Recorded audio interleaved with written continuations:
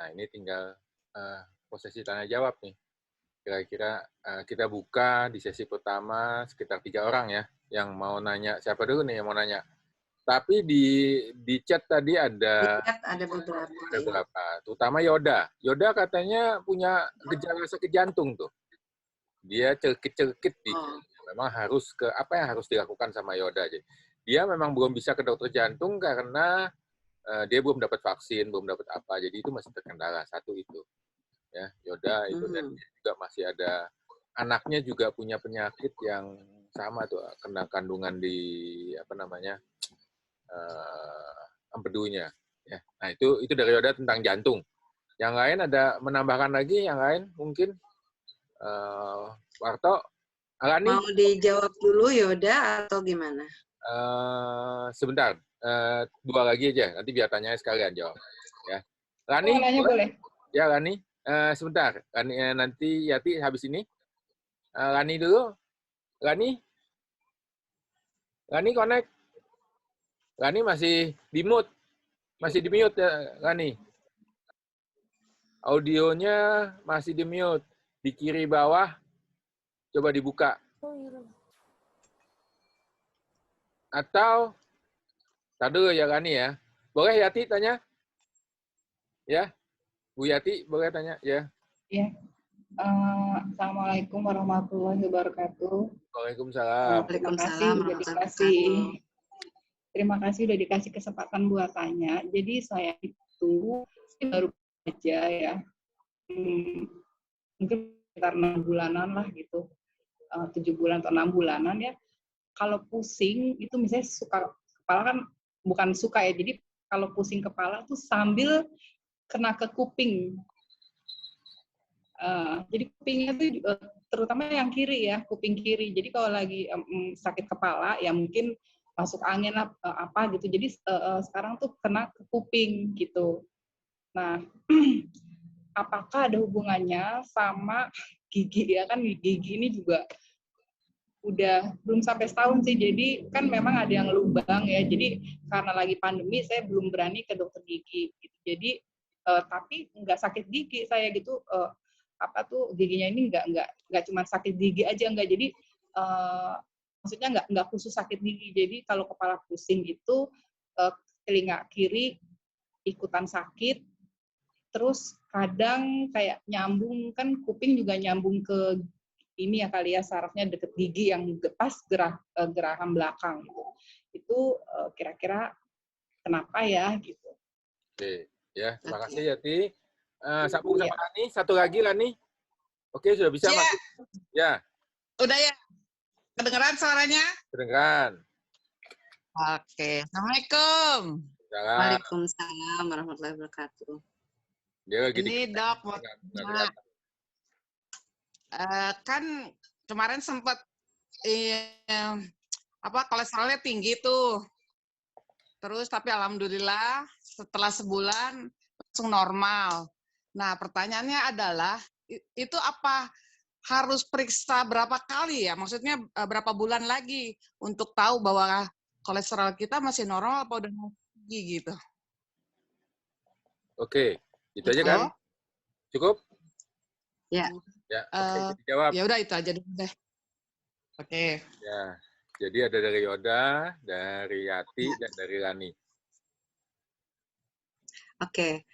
Yang pertama Yoda. Ini kalau Yoda saya lihat kan dia pertanyaannya ini ya, anaknya ya. Anaknya, jadi sebenarnya Yoda tuh itu dia bertanya tapi udah ada jawabannya sendiri gitu. Jadi kan anaknya tadi kebiasaan makannya juga memang seperti saya bilang, boleh makan makanan Padang, tapi tidak boleh terlalu sering. Kenapa? Sebetulnya karena makanan Padang itu kan memang cenderung mayoritas menggunakan santan. Santan itu dalam jumlah yang banyak, itu susah untuk dicerna di empedu kita, susah dicerna oleh usus kita. Jadi kalau makannya rutin ya, makan rutin, ada yang bilang, tapi orang Padang itu makan Padang setiap hari. Iya, betul. Pertama ada faktor juga memang terbiasa ya, terbiasa. Tapi yang kedua, di Padang itu memang tingkat penyakit terbesar di Padang itu adalah serangan jantung dan stroke. Jadi memang itu terbukti ya, terbukti bahwa memang dari pola makan itu ada kaitannya. Jadi apalagi ini masih muda, mungkin makan Padangnya juga mungkin memang yang berlemak-lemak dan bersantan itu paling banyak. Apalagi kalau kikil ya, tunjang gitu-gitu ya, itu kan memang biangnya.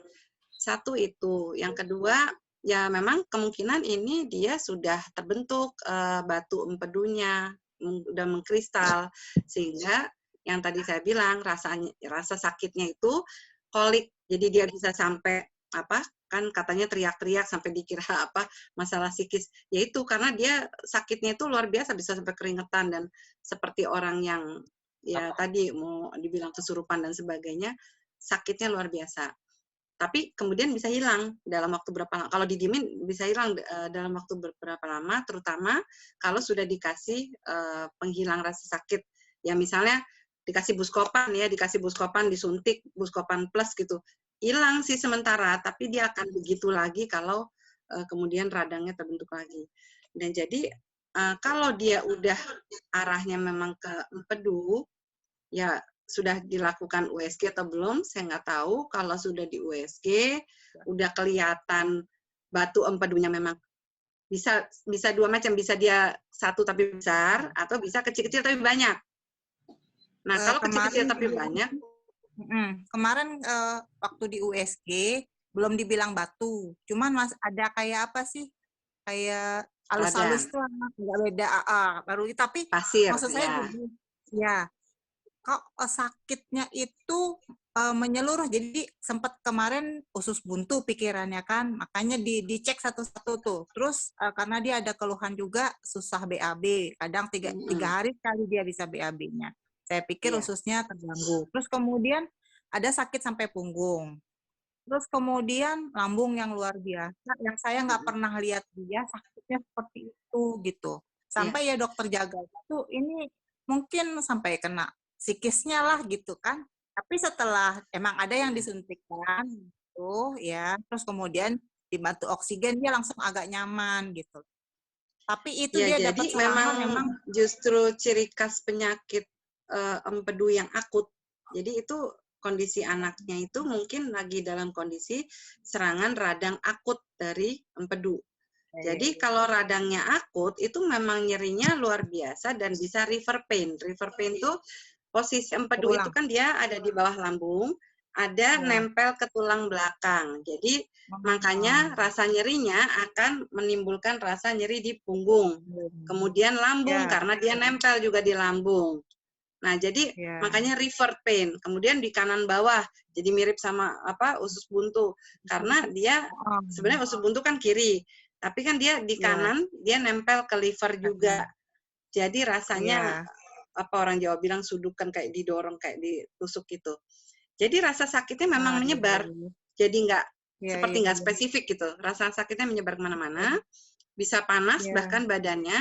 Nah, kalau tadi katanya udah di USG, mungkin belum berbentuk batu yang besar, artinya itu dia masih dalam keadaan akut, terjadi yang namanya kolesistitis. Jadi itu adalah radang empedu yang mungkin di pembuluhnya itu sudah tersumbat. Nah, karena empedu itu juga selain menghasilkan cairan empedu, dia menghasilkan yang namanya bilirubin. Bilirubin itulah yang memberi warna pada buang air besar kita, membantu melancarkan buang air kita. Jadi orang yang gangguan empedu itu pasti ada gangguan di buang air besarnya. Gitu. Bahkan kalau dilihat mungkin buang air besarnya warnanya juga tidak normal, tidak bagus. Bisa pucat gitu. Nah, jadi kemungkinan kalau dia masih akut, kalau belum ada batunya, dia bisa diberikan terapi antibiotik ya, kemudian nanti dia akan diberikan diet rendah lemak. Jadi dia harus makan makanan yang rendah lemak, kalaupun minum susu, susunya boleh susu skim atau susu yang rendah lemak. Gitu ya. Jadi kurangi keju, kurangi susu yang berlemak, terutama kurangi santan. Nah, itu yang paling harus dia perhatikan. Nah, zaman sekarang kalau buka-buka menu di YouTube nih, banyak makanan-makanan yang tadinya bersantan digantikan dengan susu skim. Jadi sekarang saya pun udah mencoba karena saya pengen tahu rasanya kayak apa. Saya mencoba, saya bikin gulai ayam pakai susu skim, kemudian bikin gulai apalagi dengan susu. Jadi tidak menggunakan santan. Ternyata rasanya enak.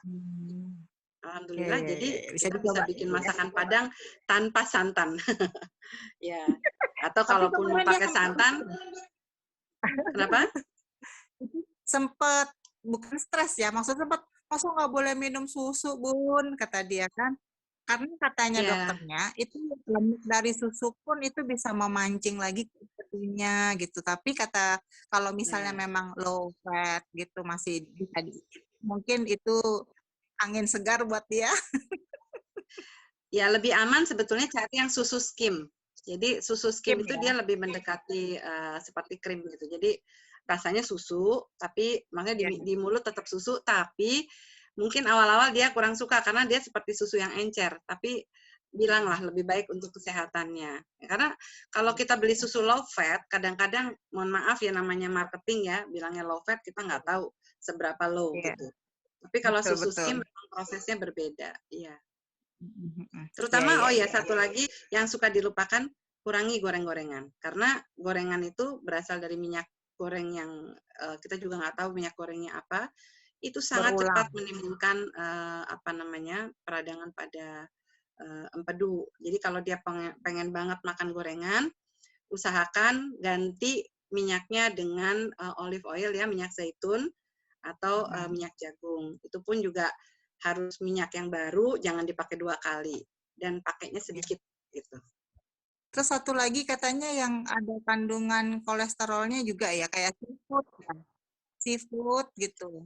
Ya, Dihindari ya. juga ya. Jadi makannya kalau mau makan ikan tapi jangan makan kerang, jangan makan udang ya, kemudian apalagi kepiting ya.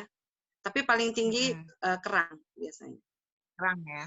Oh, Ya. Oke, terima kasih. Sama-sama. Yang kedua Fepi ya, yang kedua Lani tadi ya. Lani kan Yati dulu ya. Kalau Yati tadi itu benar. Jadi gigi kita nih, gigi atas, gigi bawah. Kalau gigi atas yang kena serangan, apakah dia lubang atau udah sakit yang saraf yang cukup parah, dia bisa karena gigi posisinya menempel pada rahang atas yang menempel juga pada sinus maksilaris ini yang daerah pipi ini kan dia memang kalau giginya sakitnya parah ya pasti saraf yang menuju ke sinus ini juga terasa sakit dan kemudian dari sini ada nervus facialis yang di muka ini juga langsung berhubungan dengan kepala. Jadi sakit kepalanya bisa ya tadi yang saya bilang bedakan ya kalau sakit kepala nyut-nyutan sakit, nah itu bisa dari gigi, bisa dari telinga.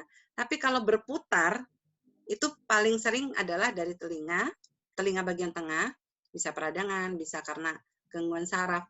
Tapi kalau giginya juga memang udah lama nggak dirawat sampai sakit, ya mungkin dia udah cuekin gitu ya. Jadi itu bisa juga sampai ke vertigo gitu, tapi agak jarang. Lebih seringnya kalau gigi lebih seringnya sakit gitu ya, sakit kepala. Nah, jadi coba memang harus diterapi giginya, diperbaiki. Tadi kan makanya saya bilang termasuk bagian dari check up, itu adalah check up gigi. Nah, yang kedua, selain dari faktor gigi, juga coba dia ke THT, dicek juga telinganya. Mungkin ada masalah gitu. Oke, yang ketiga, ada hubungan nggak dengan tensi? Soalnya pernah baca, misalnya kalau sakit kepalanya di sini berarti apa, yang di sini berarti apa, terus ada yang saya lupa, jadinya udah lama bacanya yang tensi itu di bagian mana gitu. Jadi bisa kalau orang yang ya biasanya gini, kalau dia penyakitnya itu hipertensi primer tuh artinya dia nggak ada penyakit yang lain tapi memang ada keturunan darah tinggi dari orang tuanya. Itu primer. Jadi dia memang pembuluh darahnya menyempit karena bawaan atau karena keturunan sehingga si darah jalan itu tekanan tinggi. Nah, karena tekanan tinggi tidak ada penyebab lain itu namanya hipertensi primer. Nah, ada juga yang hipertensi sekunder. Kalau sekunder tuh awalnya kena sakit yang lain dulu, jantung atau ginjal atau yang lain, lalu jadi hipertensi, itu sekunder. Jadi hipertensi bisa dia hipertensi duluan baru bikin sakit jantung, bisa sakit jantung dulu baru bikin hipertensi. Nah, biasanya kalau yang hipertensi primer, kalau memang dia memang dari biasanya pada orang-orang yang keturunan hipertensi akan munculnya tuh di usia-usia di atas 35 menuju ke 40. Itu mulai muncul hipertensinya. Nah, itu memang dia harus kurangi garam ya, kemudian harus rajin olahraga, jangan ngerokok, jangan alkohol, hidup sehat, minum air putih yang banyak, kurangi garam. Nah, itu kalau sakit hipertensi yang khas, biasanya dia merasanya di bagian belakang sini. Cenderung lehernya juga tegang. Jadi bagian leher menyambung ke sini. Kalau yang biasanya karena orang-orang yang usianya sudah lanjut usia, dia punya gangguan memori, dia kalau pusing di sini biasanya. Nah, kemudian kalau kita yang kadang-kadang tadi misalnya sakit gigi gitu ya, paling sering kalau sakit gigi atau sakit telinga pusingnya di sini gitu atau di sini ya. Ya makanya perhatikan aja orang sakit gigi itu kan sukanya begini-begini gitu kan. Nah, karena dia sakitnya daerah sini sama sini. Nah, kalau pusing nggak punya uang, tanya sama Aryo. Saya nggak tahu. Nah, jadi emang ada juga bisa karena sakit sakit gigi, tapi bisa karena hipertensi. Tapi kalau hipertensinya itu murni hipertensi, biasanya nggak bikin vertigo. Sakit dia, bukan vertigo. Kalau hipertensinya ada plus yang lain, bisa vertigo gitu. Tadi plus gigi atau plus telinga, atau ada gangguan juga pada saraf pusat yang lain. Ya, kadang-kadang juga orang menganggapnya, oh vertigo paling-paling paling lebih baik kalau gini. Kalau kita itu baru pertama kali kena vertigo, lalu pakai obat hilang ya. Terus dalam waktu tahun depannya atau 2 tahun baru kumat lagi, itu tidak mengkhawatirkan. Tapi kalau dalam 1 tahun, serangan vertigo lebih dari 3 kali, sebaiknya dia MRI. Karena kalau lebih dari 3 kali dalam setahun vertigo, muter gitu, ditakutkan ada sesuatu yang menekan di otak ini. Jadi ya either itu tumor atau darah yang pecah, yang mengarah kepada stroke dan sebagainya. Gitu ya, Mbak Yati ya. Ya, Terus makasih. kalau yang ketiga, Lani, kolesterolnya naik 1 bulan yang lalu. Nah, sekarang katanya udah normal, artinya udah diperiksa lagi ya? Atau udah. Nah, kalau sudah diperiksa sekarang udah normal dan masih mengkonsumsi obat atau dia nggak konsumsi obat tapi udah jaga makannya, ya selama nggak ada gejala yang timbul, dia boleh 3 bulan lagi periksa gitu. Sebaiknya sih jangan kurang dari 3, maksudnya kalau karena habis serangan, karena habis naik gitu, sebaiknya paling lambat 3 bulan lagi udah periksa gitu. Jadi gini. Makannya nasi Padang terus. Ya. Boleh nanya. Jadi dari dokter yang pakai BPJS itu masih dikasih obat sampai kata dia 6 bulan baru periksa. Tapi aku mikir gila 6 bulan lama banget gitu kan. Akhirnya ke dokter lain, terus kata dokternya, oh ini mah pakai obat yang ini aja, yang apaten katanya karena ini terlalu tinggi dia bilang gitu kan. Akhirnya obat. Kalau boleh tahu berapa ya angkanya? 300 lebih. Oke. Terus dikasih yang BPJS apa obatnya? Atorvastatin. Tapi akhirnya diganti sama Lipitor. Kan aku akhirnya ke dokter lain ya, yang aku udah biasa lah ke dia. Terus dia bilang, udah ganti Lipitor aja, katanya biar cepet turunnya. Akhirnya diganti Lipitor, alhamdulillah 1 bulan turun. Nah problemnya, dari dokter yang internis yang dari BPJS, itu obat masih dikasih terus. Sampai sekarang, bulan kedua. Tapi aku nggak minum, karena kata dokter yang referensi aku, nggak usah diminum lagi, katanya gitu. Udah nggak usah, udah bagus kok, katanya gitu. Nah, itu dia makanya jadinya, tapi kan makannya aku kan bukan seperti makan orang. Kadang-kadang sehat, kadang-kadang enggak, gitu loh. Ya, jadi gini, sebetulnya obat itu ada ini ya istilahnya kadang saya kurang setuju kalau kita langsung mengklaim dokter lain salah dan sebagainya, itu ada etikanya juga. Kita nggak boleh Nggak klaim saya. langsung. Ya, Enggak. nggak, maksudnya gini, walaupun udah langganan ya sama pasien, nggak boleh seperti itu. Artinya kita ada etika untuk tidak menjatuhkan pertimbangan dokter lain. Karena begini, setiap obat itu juga sebetulnya ada momen-momennya. Ada obat yang diperuntukkan kondisi akut, tapi ada yang untuk kondisi kronis. Nah, jadi sebetulnya memang kalau untuk orang yang lagi tinggi banget, diturunkan dengan cepat, ya pakai Lipitor. Atau kalau Lipitor kan yang patennya mahal misalnya, yang nggak sanggup beli Lipitor, kita bisa kasih Simvastatin dengan dosis yang lebih tinggi. Nah, tapi sesudah dia turun, penjagaannya bisa pakai Atorvastatin atau kalau yang patennya sebutnya Crestor. Kenapa? Karena masing-masing punya plus minusnya. Lipitor itu bagus untuk nurunin cepat.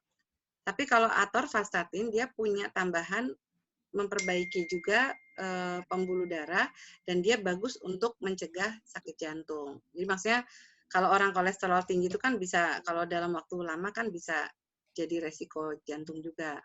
Jadi Atorvastatin itu ada kelebihannya untuk, atau orang yang udah sakit jantung juga biasanya diberikannya Atorvastatin bukan Simvastatin. Jadi Simvastatin itu nama generiknya Lipitor. Artinya masing-masing punya plus minus. Jadi nggak salah kalau dikasih Lipitor, tapi sesudah turun udah normal. Ya kalau Lani tetap mau mempertahankan dengan Lipitor dulu untuk sementara waktu boleh, tapi Lipitor itu juga nggak boleh dipakai rutin terus-menerus. Harus Enggak, udah nggak minum pada lagi. saat sudah normal stop dulu. Nah, misalnya ingin maintain, ingin menjaga dulu supaya nggak cepet-cepet naik, nah boleh tuh pakai yang Atorvastatin 1 bulan, tapi nggak perlu terus-terusan sampai 6 bulan gitu loh. Jadi sebulan lagi minum Atorvastatin nggak apa-apa. Kemudian nanti 3 bulan pasca kemarin naik itu periksa. Jadi sebelum periksa misalnya coba aja nggak minum obatnya selama 2 minggu gitu. Kalau tetap normal ya berarti sudah bisa dijaga kan gitu. Oke. Boleh nanya lagi nggak? Kasih yang lain dulu atau gimana? Thank you. Lani yang pertanyaan berikutnya di chat aja, di chat nggak apa-apa. Nanti kita. Oke. Thank you ya. Sama-sama. Ada 3 pertanyaan lagi nih. Yang pertama dari Fepi. Fepi boleh bertanya langsung? Fepi? Ya. Assalamualaikum. Waalaikumsalam. Waalaikumsalam. Ada beberapa pertanyaan. Yang pertama itu mengenai untuk anakku ya. Kan sekarang 15 tahun. Halo, kedengaran nggak? Kedengaran. Oke. Ya. Waktu umur 2 tahun itu anakku tuh kena ususnya tuh membentuk donut sign, jadi melingkar gitu kan. Terus sudah di barium enema gitu, jadi ditembak gitu sehingga ususnya lurus. Tapi kemudian waktu di TK ada masalah di perut, itu ternyata masih ada hubungan katanya dengan yang umur 2 tahun itu. Kemudian pada waktu waktu kelas 4 SD, kumat lagi gitu perutnya, bahkan dikira usus buntu, hampir dioperasi di Mayapada ya, hampir dioperasi. Cuman saya cari second opinion ke rumah sakit Bunda dan ternyata bukan usus buntu gitu loh. Jadi sampai harus diobservasi, nginep di rumah sakit dan setelah dilihat historinya, ternyata masih ada hubungan lagi dengan yang donut sign itu gitu. Jadi saya tuh agak bingung, kok untuk umur 2 tahun, kemudian sampai dia udah umur belasan tahun, masih ada hubungan dengan yang sakit dia waktu zaman bayi itu gitu. Nah setelah sembuh, tapi dokternya masih ngingetin bahwa kemungkinan nanti akan kalau kambuh seperti sakit perutnya itu juga harus cari second opinion bahwa belum tentu juga usus buntu gitu. Jadi masalah padahal awalnya itu dari waktu umur 2 tahun itu ini usus membelit gitu, membentuk donut sign. Nah, itu kira-kira kenapa bisa sampai terus-terusan bisa mungkin timbul gitu sampai dia padahal dia udah umur belasan tahun gitu. Terus cara pencegahannya kalau misalnya kumat sakit perutnya, karena setelah itu dokternya sih suruh kita tuh standby di rumah untuk fometanya tuh mesti standby lah di rumah. Jadi kalau dia udah ada gejala misalnya perutnya sakit atau apa, katanya dikasih minum fometa gitu. Di MUSI ada.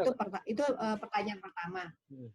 Yang kedua, saya 10 tahun lalu pernah kena vertigo, tapi alhamdulillah sampai sekarang nggak kumat. Cuman memang kalau udah ada gejala yang wah kayaknya pusing nih, tapi memang biasanya itu kalau udah sering begadang gitu ya, bergadang terus udah nggak balance gitu, terus langsung deh buru-buru istirahat segala macam, terus vertigonya nggak jadi muncul gitu. Nah, kalau misalnya apakah vertigo itu memang nggak muncul tiba-tiba atau memang harus ada gejala dulu ya? Kalau misalnya, soalnya ada yang bilang kan katanya vertigo itu bisa muncul tiba-tiba gitu. Jadi menghindari misalnya jangan driving sendiri, sebagainya, takut vertigonya muncul. Apakah memang benar demikian? Tapi ini udah 10 tahun yang lalu sih, alhamdulillah nggak pernah kumat gitu maksud saya. Nah itu yang kedua. Kalau yang ketiga saya mau tanya kalau mengenai tennis elbow ya, tennis elbow. Jadi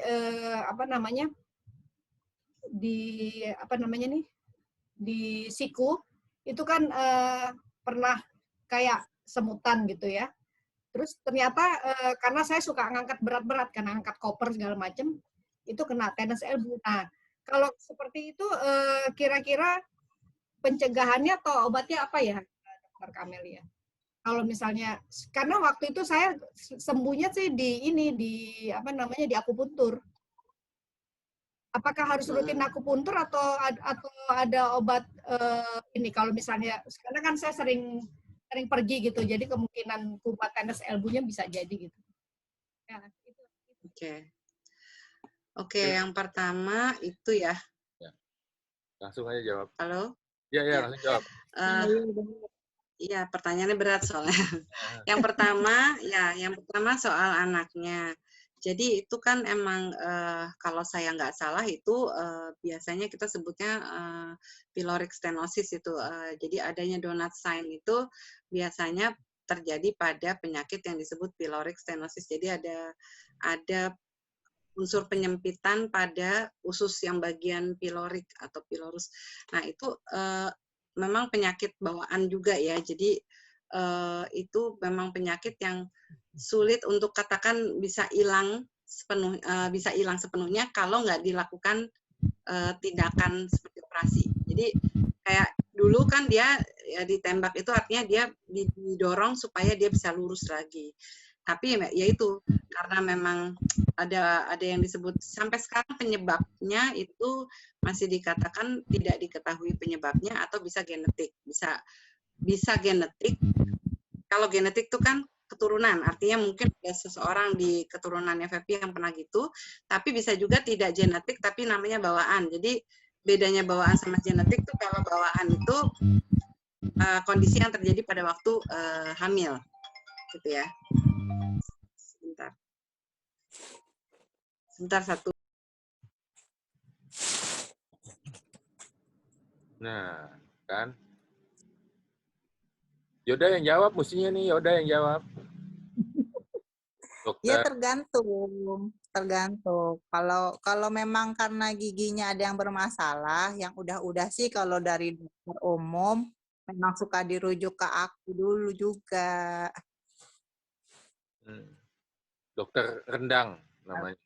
Yoda ini dokter rendang.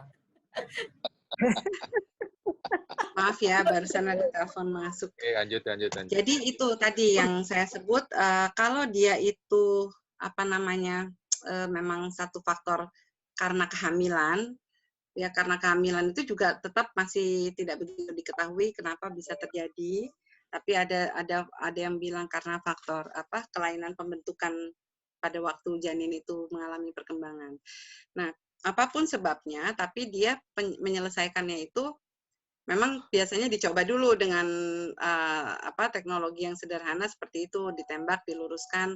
Nah, kemudian kalau itu sampai sudah terjadi lagi beberapa tahun kemudian, biasanya pertimbangannya memang ada pertimbangan untuk dioperasi, gitu ya. Tapi saya pernah punya pengalaman juga di ponakan saya bahwa kadang-kadang yang dilupakan dokter di kita nih di Indonesia ini, kadang-kadang kita lupa untuk mengetahui dulu keadaan si anak itu secara holistik atau secara keseluruhan. Misalnya apa? Harus ditanya dulu pola makannya, kebiasaan dia makan, apakah dia kebiasaan makan yang padat-padat dan kurang serat gitu ya. Kemudian apakah dia juga aktif anaknya. Nah, kalau biasanya kalau pada anak-anak yang memang dari kecilnya tuh udah cenderung makan lebih padat daripada anak-anak usianya tuh. Jadi ususnya bekerja lebih berat daripada kemampuannya. Terjadi penyempitan dan kemudian bisa jadi usus yang sempit itu dia masuk ke usus yang lebih besar. Jadi kemudian itu namanya perlengketan ya. Tapi kalau donut sign dia melingkar karena juga itu biasanya ada kelainan motilium atau pergerakan usus. Nah itu kalau memang ternyata makannya udah benar, ada seratnya, tidak terlalu padat, anaknya juga aktif, tapi terjadi berulang-ulang, ya itu mungkin solusinya memang harus dilakukan pilomiotomi, jadi artinya memang harus ada dipotong sebagian gitu di bagian-bagian yang sering terjadi melingkar itu. Nah itu yang harus dipastikan. Jadi kalau memang biasanya kan dilakukan kolonoskopi atau pemeriksaan usus yang dari belakang ya, dari anus dilihat. Udah pernah di kolonoskopi kan? Atau belum? Baru USG aja.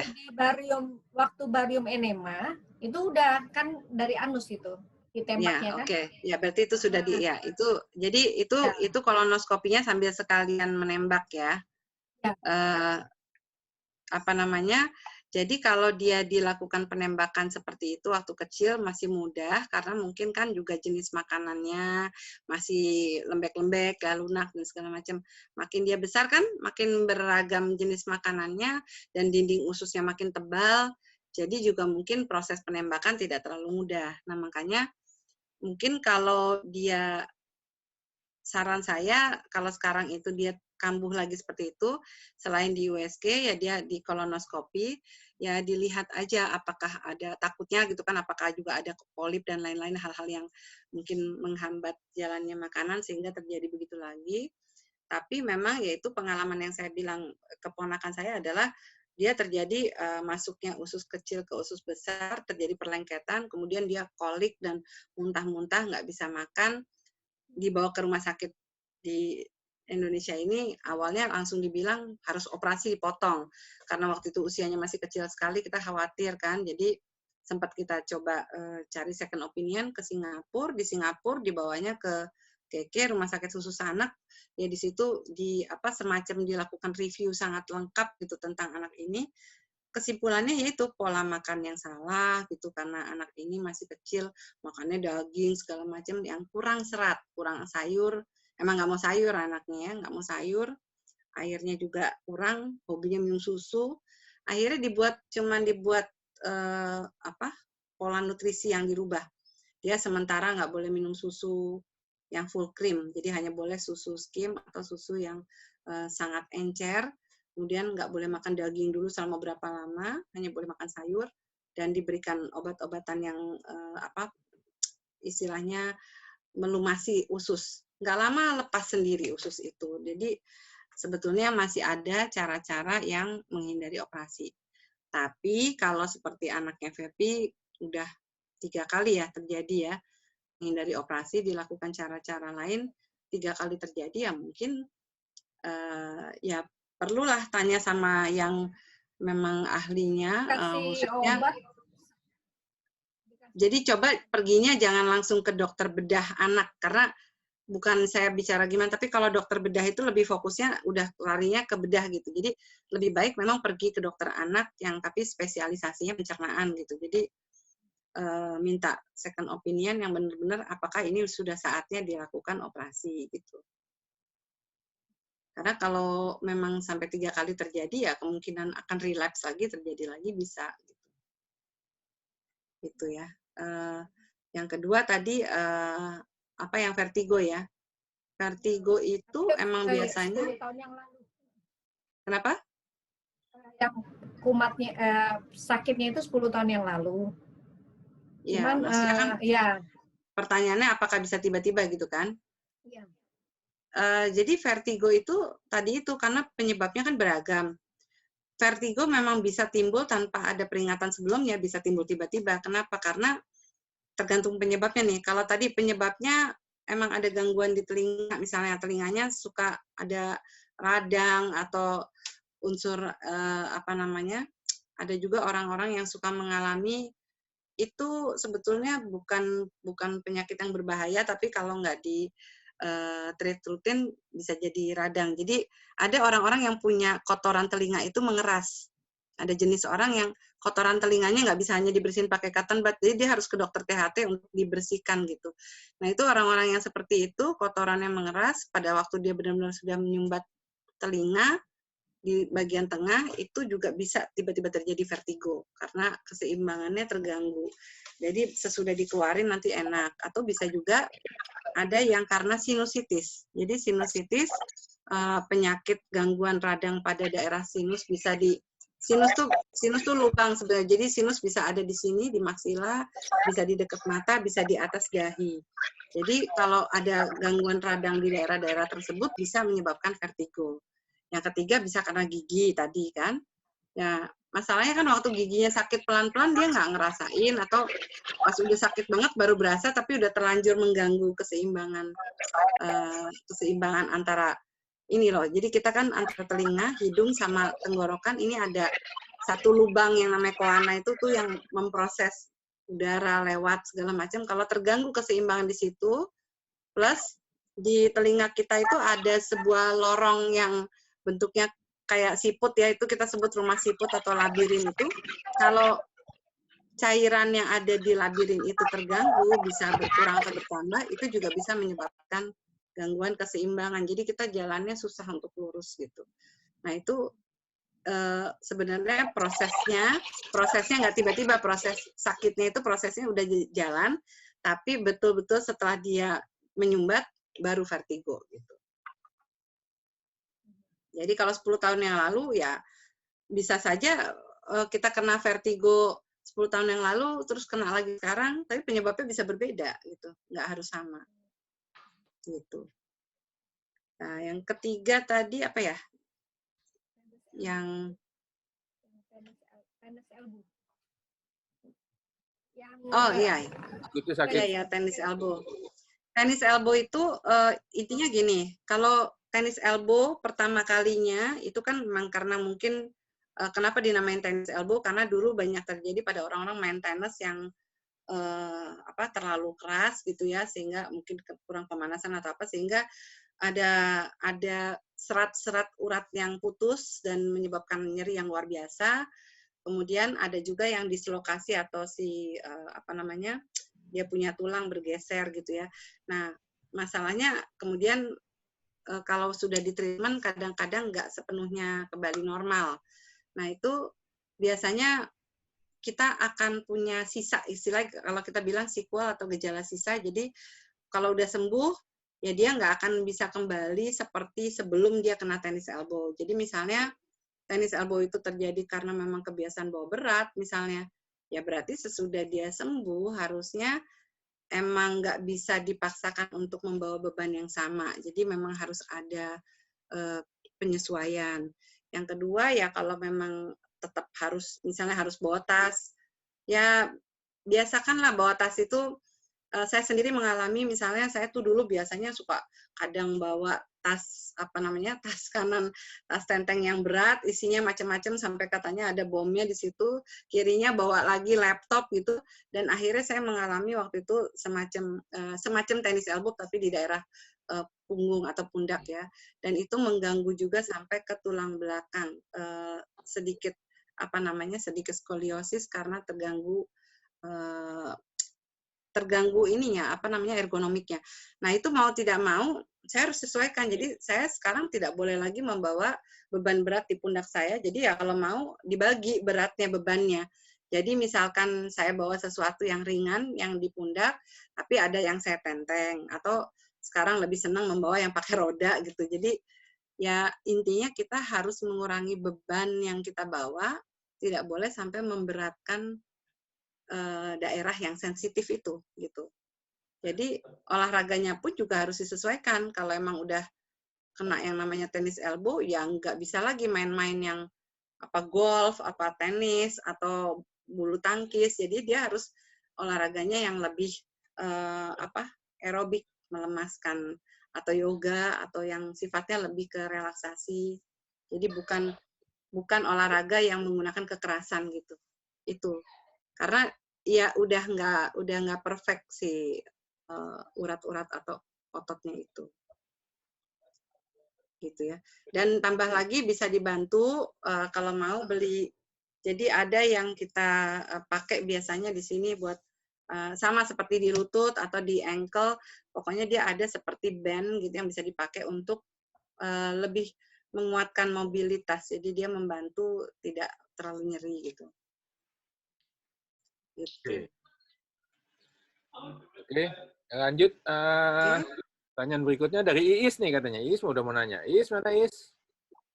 Iis udah dari zaman dulu katanya mau nanya. Cuman nggak jadi-jadi. Iis dari dulu mau nanya tapi malu-malu.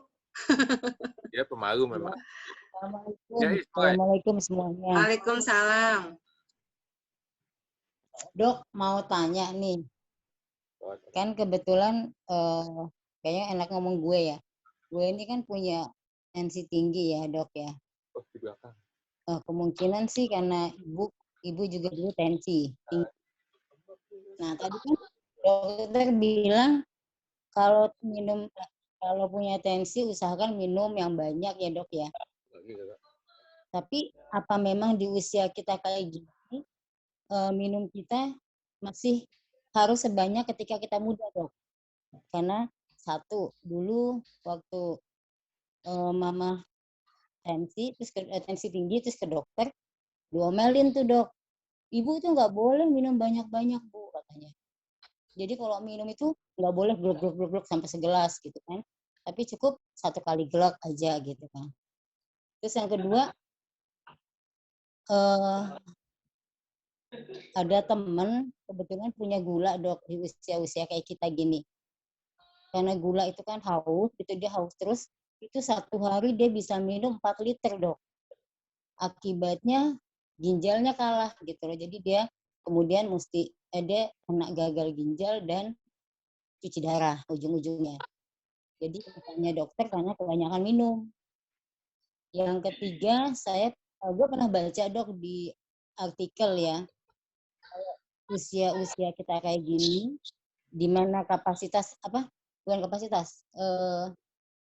kondisi tubuh kita termasuk ginjal itu sudah tidak sebaik waktu muda, maka dengan minum banyak justru akan membuat ginjal kita malah sakit gitu loh, Dok.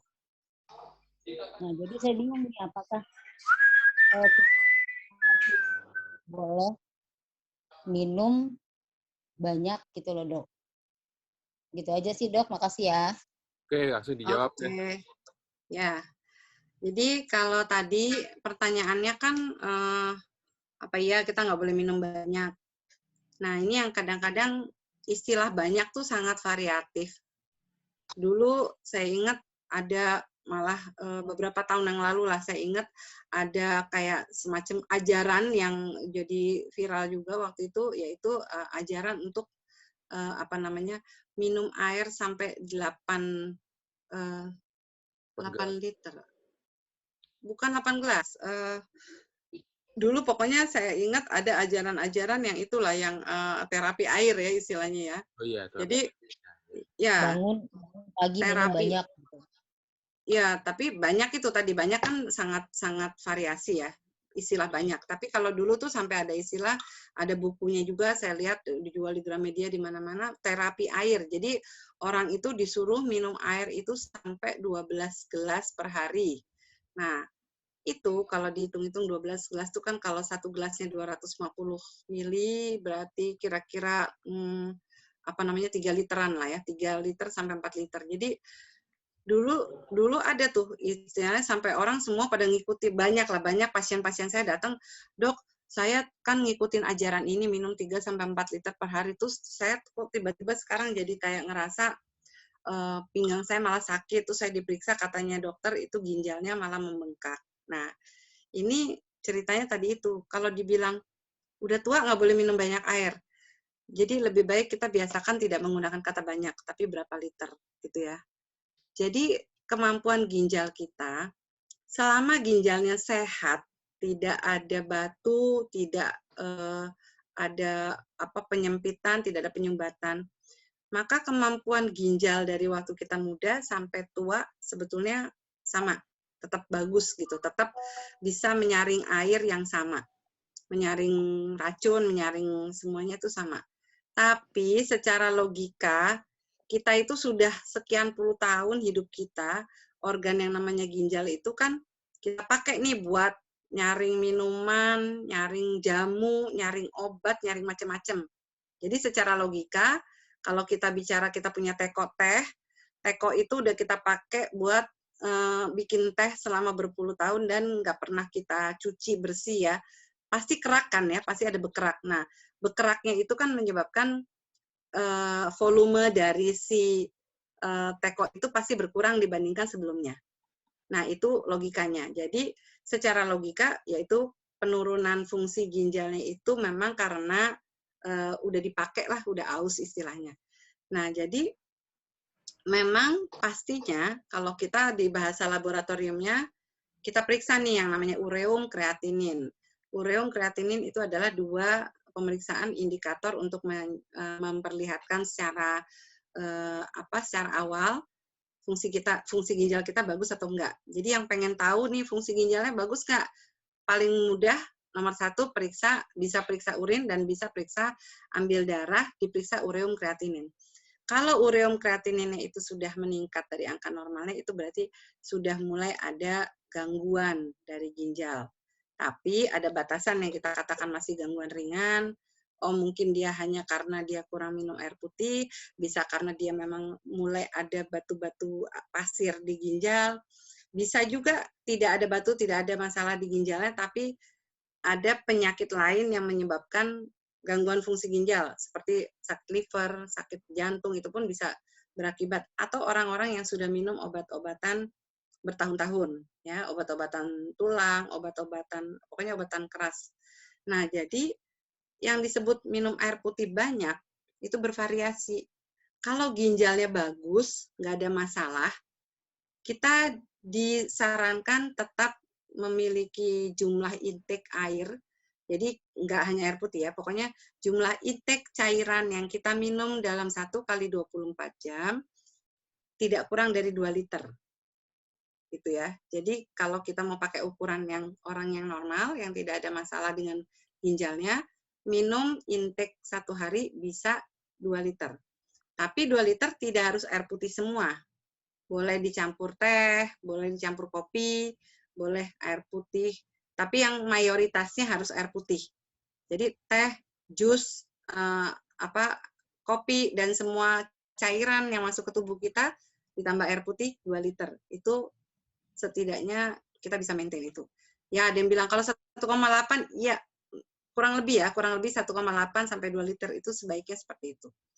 Kurang dari itu, biasanya kita memiliki rasa haus yang tidak kita sadari. Jadi dehidrasi, tapi dehidrasi yang nggak disadarin.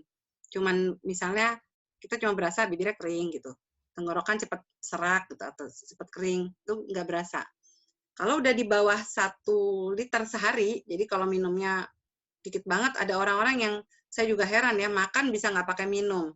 minum obatnya minumnya dikit banget. Nah itu orang-orang yang sudah sangat dehidrasi, mungkin di awal-awalnya dia sering merasa haus, tapi dia meremehkan, nggak ini akhirnya dia terbiasa dengan kondisi mulutnya kering, terbiasa dengan kondisi dehidrasinya, nggak sadar kalau dia dehidrasi, biasanya akan kelihatan kalau sudah mulai kok dia jadi diajak ngomong, ya kecuali kalau orang yang dari dulu diajak ngomong nggak nyambung itu lain ya, tapi kalau orang yang biasanya kita ajak ngomong enak nih, tiba-tiba biasanya ini terjadi pada orang-orang yang udah usianya juga di atas 60 tahun, itu cepat sekali terjadi dehidrasi kalau kekurangan cairan.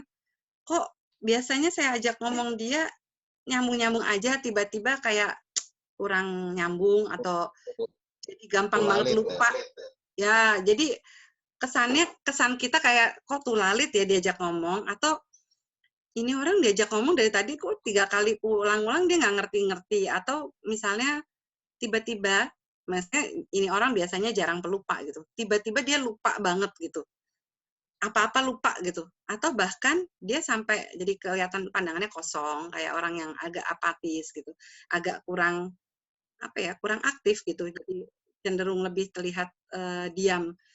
Itu bisa jadi orang nggak tahu ya, dikiranya namanya dehidrasi itu ya kalau orang yang udah parah kan sampai katanya keriput, ininya juga diteken juga ada cekungnya segala macam. Nah, tapi nggak sampai ke situ dulu. Ini orang yang kelihatan dari fisiknya juga udah, ya itu kayak, makanya kenapa iklan Aqua itu nggak salah kalau dibilang iklannya kan kayak orang nabrak kaca gitu-gitu kan, karena nggak fokus gitu. Karena memang kekurangan air, dehidrasi itu bisa sampai menyebabkan orang itu nggak fokus, pelupa, atau bahkan cenderung apatis gitu ya. Nah itu adalah dehidrasi yang tidak disadari secara perlahan. Biasanya, coba aja dites, diukur dalam 1 kali 24 jam, dari mulai jam 7 pagi sampai jam 7 pagi besoknya, diukur. Minumnya pakai gelas yang ada ukuran deh. Hitung aja dia jumlah minumnya. Ada nggak sampai 1,8? Atau bahkan mungkin dia jangan-jangan tidak sampai 1 liter. Gitu. Nah, itu kita untuk menentukan jumlah minum kita kurang atau enggak. Tapi, ada juga tesnya juga selain intake, kita mau ngetes outtake-nya juga. Jadi, kita ngetes intake-nya normal, misalnya kita jumlah minumnya ternyata udah nyampe 1,8 sampai 2 liter. Tapi kencingnya itu dalam 1 kali 24 jam tidak lebih dari 1 liter misalnya. Berarti ada yang banyak tersimpan di dalam tubuh. Nah, itu bisa bikin ginjalnya bengkak, bisa bikin livernya bengkak. Nah, itu harus dicari menyumbatnya di mana. Apakah menyumbat di pembuluh darahnya atau menyumbat di saluran kencingnya? Bisa jadi karena ada batu, bisa jadi karena memang ginjal kita punya suatu alat yang buat filter atau menyaring namanya glomerulus. Bisa juga glomerulus yang ada kerusakan atau ada radang. Jadi dia waktu nyaring banyak yang ketinggalan di tubuh, nggak dikeluarin. Jadi ya bahasa gampangnya minumnya banyak, pipisnya dikit gitu. Nah itu ada keseimbangan intake outtake yang harus kita ukur cairan. Jadi kalau tadi Iis bilang yang normal, yaitu apalagi di usia-usia kita yang masih aktif, yang masih banyak aktivitasnya, apalagi suka olahraga, ya saya pikir angka 2 liter itu masih make sense, 1,8 sampai 2 liter masih make sense. Keseluruhan cairan. Oke, cukup. Gitu. Sorry, boleh ini nyela sebentar nggak? Itu yang tadi masalah kebutuhan minum. Saya dengar kebutuhan minum itu juga berdasarkan berat badan, ukuran berat badan. Jadi kan maksudnya setiap orang yang meskipun dengan umur yang sama, kebutuhan airnya berbeda-beda. Iya. Apakah jadi kalau kita mau ideal ya, kita mau ideal ngukur pakai berat badan nih kalau mau ideal. Tapi kadang-kadang teori itu tidak sepenuhnya benar karena gini, bisa saja orang dengan berat badan lebih kecil tapi lebih aktif daripada yang berat badannya lebih besar.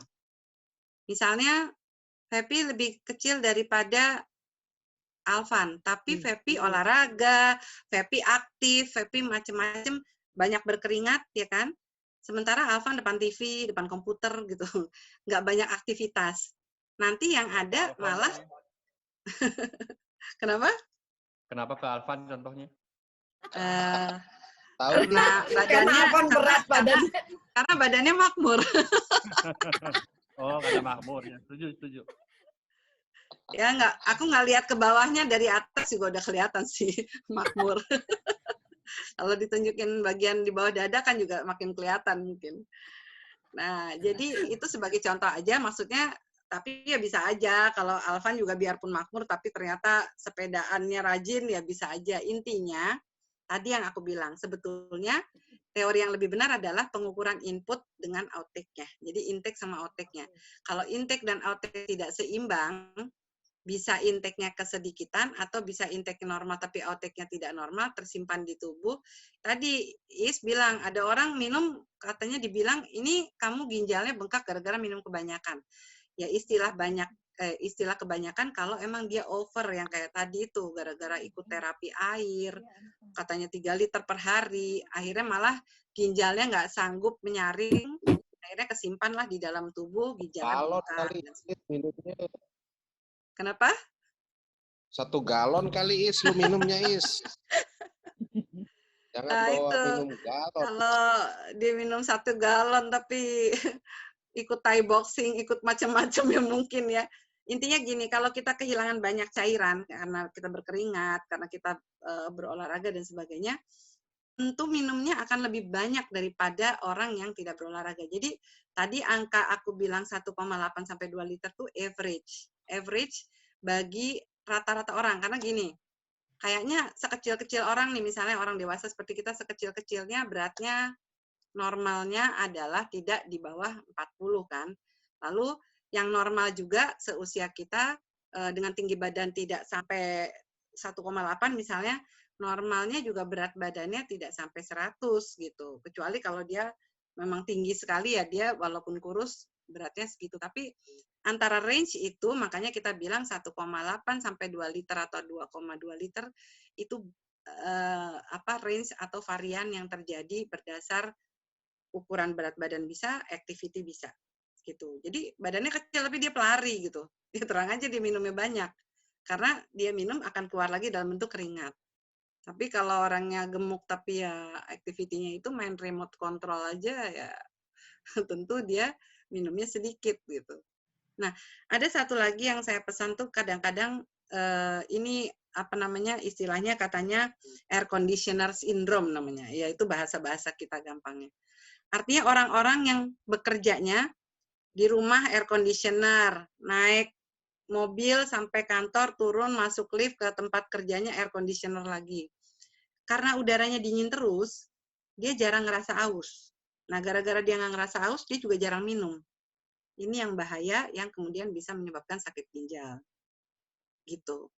Dan ini memang banyak terjadi pada orang perkantoran gitu. Jadi makanya usahakanlah, walaupun kita tuh benar-benar dari rumah naik mobil ke kantor, kalau memang bisa kita naik tangga deh di kantor. Kalau memang kita bisa deket dari kantor, rumahnya deket, mau jalan kaki kan, mau naik sepeda, atau ya nggak apa-apa sih kalau gengsi, naik sepeda, keringetan dan segala macam, nggak apa-apa, naik mobil, turun, yaitu tadi, naik tangga, atau dia yang kantornya nggak ada tangga, at least every 2 hours dia duduk depan laptop, dia harus bangun, harus berdiri, jalan, dan kemudian balik-balik.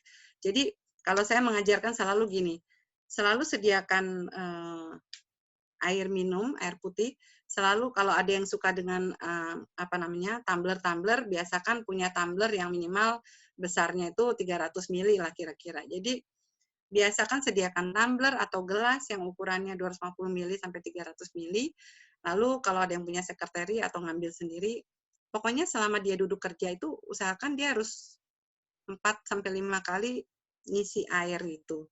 Jadi caranya supaya nggak lupa, setiap kali dia 2 jam kerja, ya pakai alarm lah, 2 jam kerja, minum, jalan, keliling, balik-balik diisi. Jadi biar nggak lupa gitu.